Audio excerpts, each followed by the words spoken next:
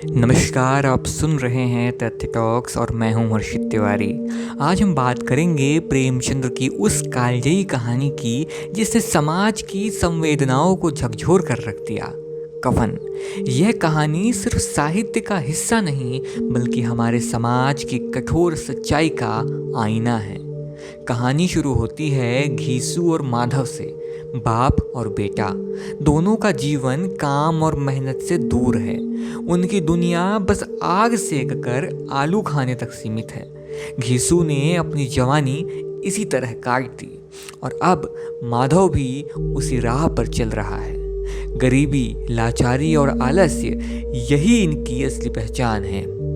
इसी दौरान माधव की पत्नी घर के अंदर प्रसव पीड़ा से तड़प रही होती है, लेकिन बाहर बैठे बाप बेटे अपनी भूख मिटाने में व्यस्त हैं। माँ बनने की पीड़ा कराहों में बदल जाती है और अंत में वह दम तोड़ देती है। प्रेमचंद्र यहाँ दिखाते हैं कि कैसे भूख और गरीबी इंसान की संवेदनाओं को कुचल देती है। पत्नी की मौत की खबर पूरे गांव में फैल जाती है। गांव वाले इकट्ठा होकर मदद के लिए कुछ पैसे इकट्ठा करते हैं ताकि अंतिम संस्कार के लिए कफन खरीदा जा सके।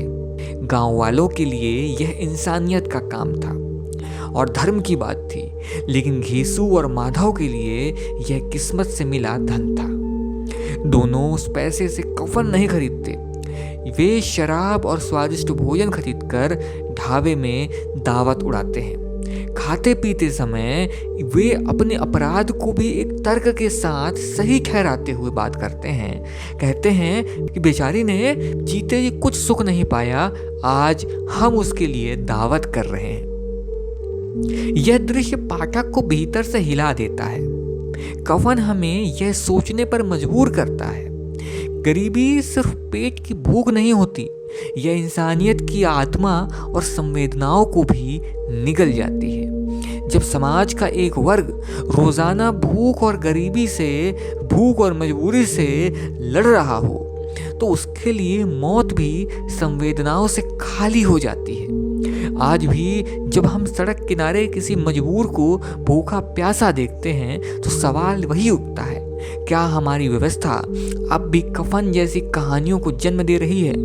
तो यह थी प्रेमचंद्र की मशहूर कहानी कफन और उसमें छिपा समाज का गहरा सच।